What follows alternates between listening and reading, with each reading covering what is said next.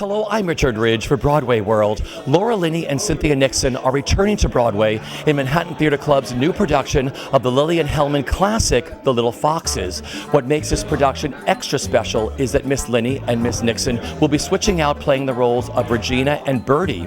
Under the direction of Daniel Sullivan, it will open on April 19th at the Samuel J. Friedman Theatre, and we drop by the rehearsal room to meet the company.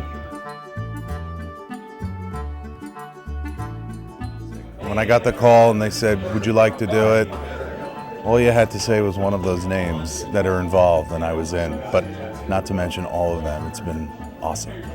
Did you know the play well before you started this? I had read the play in college, I believe in an English class in college, and remembered that there was a great role for a woman, and that was it. And I remember there was two brothers that were great roles.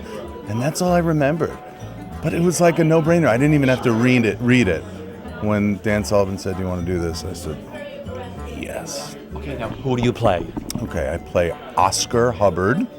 He's one of the brothers. And he's scheming along with his other brother, Ben, played by Michael McKean, in order to get some money in order to bring a cotton mill down to the South.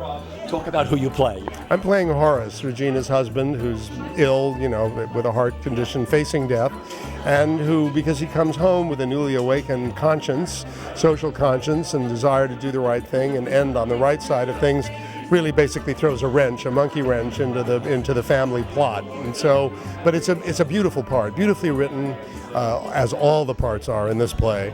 Everybody in this show gets to have a good part. So it's and very exciting because this is deep casting in this production. Dynamite cast. I mean, your two leading ladies switching roles. Brilliant. Yeah, it's wonderful. I mean, that's a time-honored tradition in certain plays.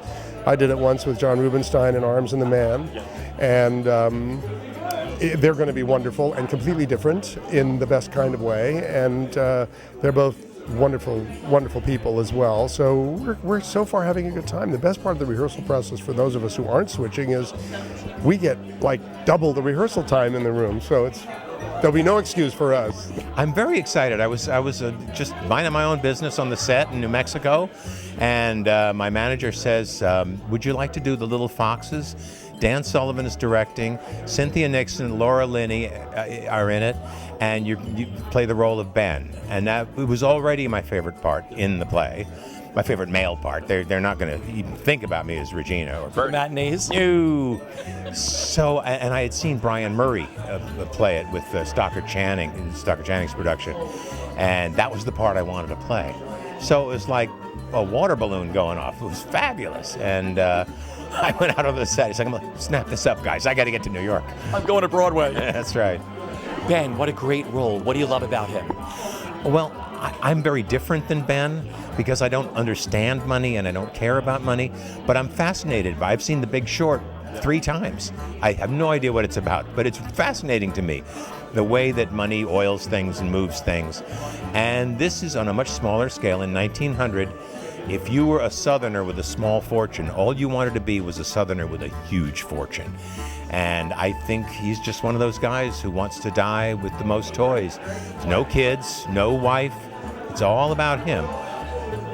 In quotes, it's about family, but it's really about him. It's really about the self and I can't say the word. Yeah. That word. Self-worship. How's that? Yeah. It's such an adventure. And it's such a privilege to be able to do this. We're swapping parts and we're getting to watch each other create this stuff. We have an unbelievable cast, who, God bless them, are patient with us and rolling with it. And, I'm just excited for the weeks to get under our belt that we're really up and going. Sure. And it's such a meaty play, too. It's not often nowadays in New York that you get to be in a 3-act play with 10 people and, a play about, of this size and dealing with these kind of major issues. So. What I love about this is Lillian Hellman wrote plays. The scenes, it's like 3 scenes in the whole entire show, whatever. I mean, everything in plays now, they're all these very, very short scenes. The beautiful language of her play. Mm-hmm. Yeah, the architecture is pristine, you know, of these plays. And the more you sort of roll around in them, the more you listen to the orchestration of the languages, of the different voices, of the different, you know, psychologies behind each voice. It's really amazing. And there's a reason that this play is done frequently. It has such a relevance no matter when it's done. Yeah. And right now, I think, given this period of time and this play, the intersection between politics and money and a changing world and people trying to find their place within it is quite contemporary. Cynthia, for you, what the play means to you? You know, it's a play of protest, but I think what's great about it is it's not agitprop. You know, it has these really meaty roles, and the psychology is so well thought out. It's like Ibsen. It's like Lillian Hellman is our Ibsen, but she comes from a very keen political point of view. But one of the great things about her as a dramatist is she's not like some playwrights who, you know, set up paper tigers and knock them down really easily. I mean, Regina, who has so much in her that we as audiences don't like and don't warm to and don't respect, even more Lillian Hellman, I think, would not like Regina, but she makes such a compelling case for her and why she does what she does and makes us empathize with her, which is an incredible thing to do with basically a villain. What are you two enjoying the most working together? I'm enjoying the whole process. I mean, Cynthia and I've worked together a little bit, but I'm enjoying just the fact that we're sort of interdependent on each other, that this is this enormous adventure that we get to do together, that I'm fascinated and enthralled by what Cynthia is doing every day, and it's just what I want theater to be. You know, it's a collaborative art form, it's a community, it's interdependent, and that's important to me.